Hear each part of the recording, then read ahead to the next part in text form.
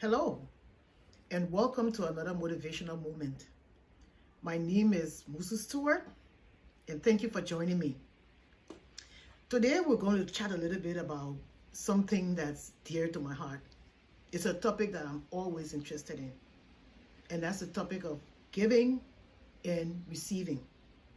But before we go into that topic, let me just tell you a little bit about what I've been doing for the past few days.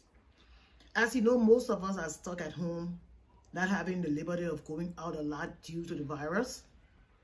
But on Sunday, the weather was beautiful, and I said to myself, there is no way I'm going to stay locked up in here today. I am going out. Because you see, before all of this went down, during the springtime moving into summer, at the times when I really go out to do a lot of walking, to get my steps in, to do a little bit of jogging, whatever I can do outdoor to just breathe and be happy and just put some exercise into my life. But when all this went down, nobody's going out. The parks are closed because that's where I did a lot of my running and my walking in the park. The parks are closed. Even if the park is open, you just don't want to be in that space with too many other people. But on Sunday, I said to myself, I am going out. And it was a beautiful day. I even posted a few pictures of myself prior to going out, for my walk. But then I decided, while I'm going out for my walk, I will probably also use this time to go do my grocery shopping. Not a whole lot of stuff because I'm going to be walking.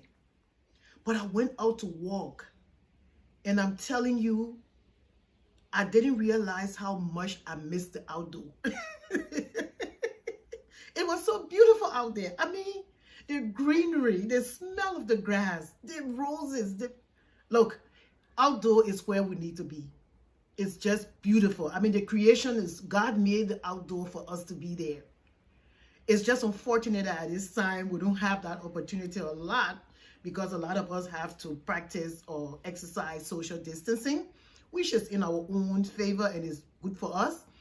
But I would tell you that being outdoor is best for your health. Anyway, I did what I had to do, put some steps in, walk about, almost 3 miles to my grocery store and back, and I felt like doing it again. So today, guess what? It's a little bit colder than Sunday, but I still went out. And this time around, I even bought more groceries. Coming back home was actually difficult, but I stood the test of time because I had promised myself that I was going to go out today to walk. I would do this at least twice or maximum 3 times a week, and I did it today again. But it was just awesome. And I think by the end of the day, by the end of my walk, I have put in like a little over 8,000 steps. I walked about 3.27 miles. Hey, burn some calories. How awesome can that be? So it's always good to be outdoor. It's always good to go outdoor when you have the opportunity, because the air we breathe out there is just different. Completely different from the air we have indoor, which is for the most part sometimes air that's not very natural. But anyway, it was fun just doing that, and I plan to do that walk one more day during this week, because I want to do at least 3 days a week of walking, maybe 3 up to 4 miles. I want to do that. So let's get down to our topic of giving and receiving.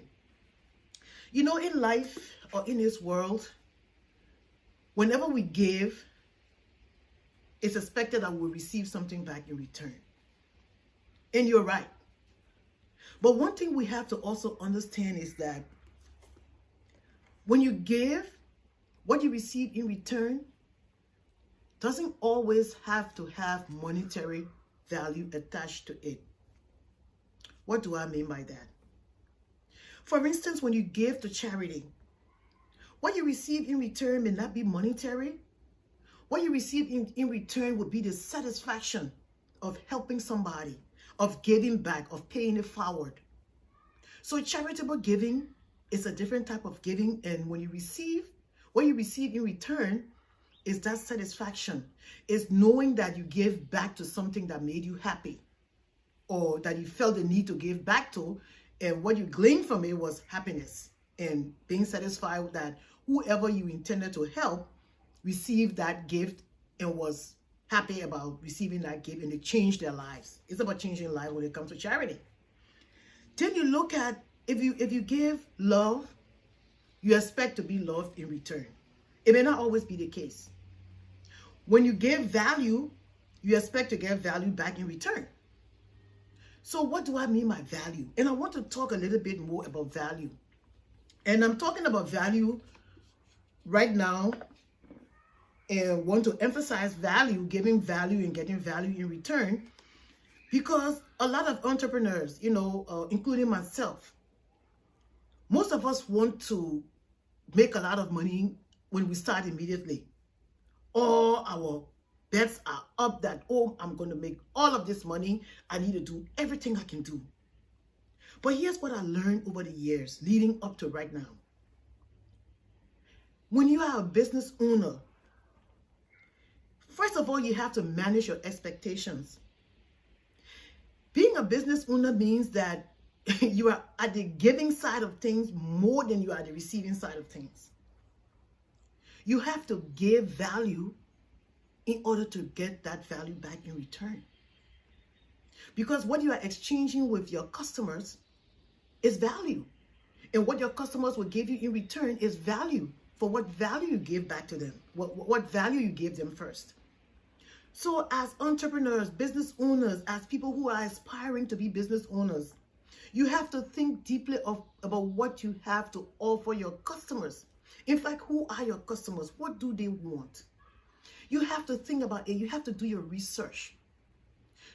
And believe what I say when I say you are on the giving side of this, this game heavily. You have to give all the time. And what you give, the quality of what you give will determine the quality of what you get in return. If you put things out there that are not of the best quality or do not appeal to the people that you intend to provide the value back to you, guess what? You might not receive that value back in return as you expected to. So when you're thinking about putting something out there, sit down and think about it. I know all of us have had times when we have so many things we want to do. I'm the same way. We are multi-talented. But before we put the value out there, let's think carefully about what we want to give. And sometimes you will realize that as an entrepreneur, as you really want to sometimes give without getting anything in return. Take example, you go to most grocery stores. When they have a new product they want to introduce, you will see these people in the aisles giving out little sandwiches or little sausages or little something in a little cup, because they want you, the customer, to be able to rate what you're tasting so that you can be able to one day pay what they ask you to pay, which should be the value that they will be getting back in return because you're satisfied. So sometimes in your business, not even sometimes, all the time, before you put something out there for the public, and I've advised myself a lot of times that way. Sometimes we're in a rush. We just want to make things and put it out there because we want money back. And then we realize that we're not making any money because everything is just sitting out there. I realized that it is that way because we didn't think through the process. We didn't identify who our customers were. We didn't know what their needs were. We thought we knew, and most of the time, we are providing for our customers what we want to use. And that's the mistake. You cannot always think that your customers will like what you like. That's why you have to study them and determine what their needs are. And don't expect an overnight growth. It's going to take time for people to buy into what you're selling. It's going to take time for people to believe in you. And believe me, they have to first trust you. It's going to take you hours and hours and hours of telling them what this is about. Don't expect anything as fast as you want. Except this thing is something that everybody wants and it has to be sold right away. Well, that's once in a lifetime. So when you're thinking about putting a product out there, think carefully about who's going to buy it.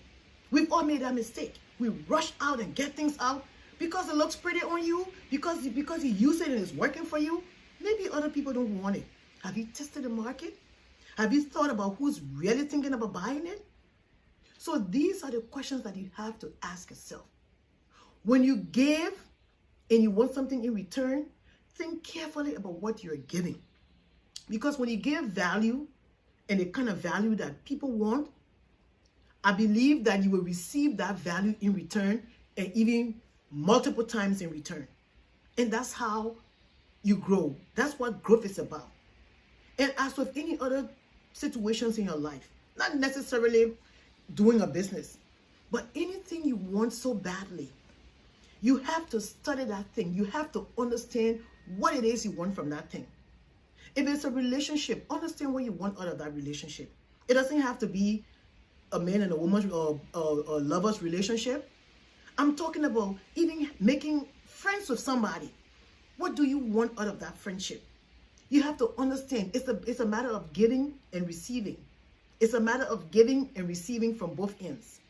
So both parties, both people have to understand what's their buy-in into that relationship. Whether it is agape or what you call it, platonic or whatever they call it, it's the same with relationships. And so it is with a lot of other situations in life. It's a matter of giving and receiving. That's what life is about. If I give to you, I expect something back in return. It may not be money. It may not have monetary value. But the value that comes, the value that I have identified as wanting, is what I will want back in return. So whenever you think about giving, and I'm going to still emphasize us who are in business or trying to get into business, we need to think carefully. Who do we want to give to? What do we want to receive in return? We need to test the market. We need to test the water. It would take you months, maybe years, to even start getting value back in return. But the more you work on it, I'm telling you, the happier you will be when that value begins to come. And I learned something from somebody that I follow on one of my social media platforms. And this person says some very wonderful things in her post. And she said once, if you're a business owner and you're on social media and you have your profile set to public, which means anybody can find you, anybody can send you a friend request, anybody can contact you. If you don't want that, then you change the settings on your profile. She said, so when people contact you and you consider yourself a business person and you put your products out there, and somebody sees your product and they want to be friends with you, not necessarily to be your friend, but because you have a profile as a business person, this person is contacting you because they might want to connect with you because they have something to offer. But you decide, I'm not going to accept this friend because I don't know this person. If you want to do business, she said, you don't know who your customer, you don't know which customer is going to be your most valuable.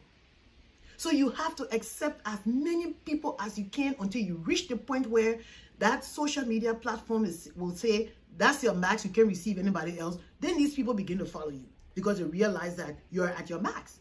So stop trying to pick and choose among your customers.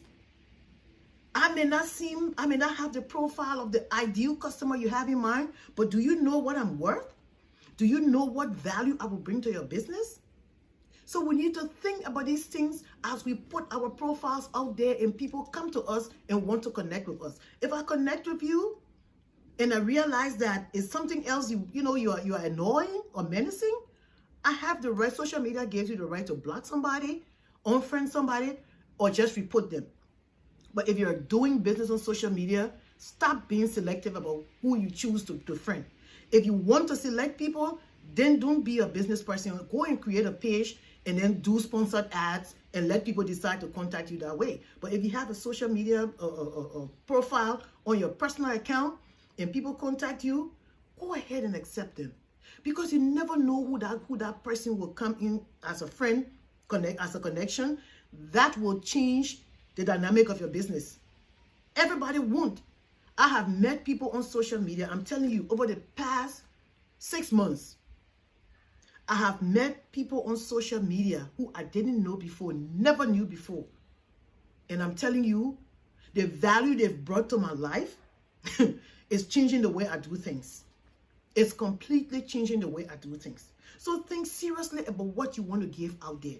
Think about who you want to sell to, but you don't necessarily know the profile, personal profile of the people. You have a business profile. You have a product profile. I think this type of people or this demography will like the products that I sell. But who that person is, you don't necessarily know. So thank you for watching this video. I just had to come out here because on my walk, I actually thought about this. You know, I thought about it and it made sense to me. And by the way, I'm having a glass of spiced iced tea, which I made.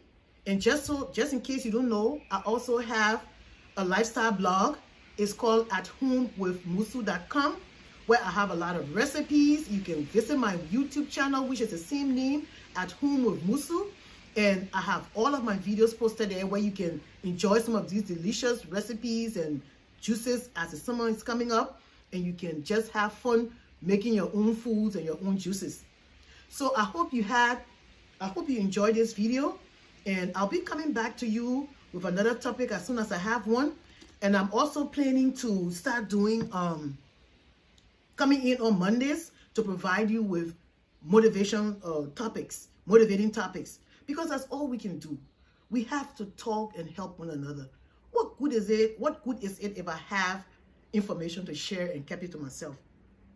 There are people out there. I said that in a video before. There are people out there who watch us, who listen to us. You may think you don't have anything to say. Somebody is watching. Somebody is listening. Somebody will be blessed by what you have to say. Somebody will be inspired. Somebody will take action. There is somebody standing at the edge and wanting to do something to themselves. But that word you said will cause them to pull back, think again and say, I think she's talking to me, or I think he's talking to me. I can begin to make those little changes in my life. So my question to you is, what do you have to give? And what value are you looking for to receive in return? What do you have to give? And what are you looking to receive in return? Think about it as we come back with another topic. Have a wonderful day.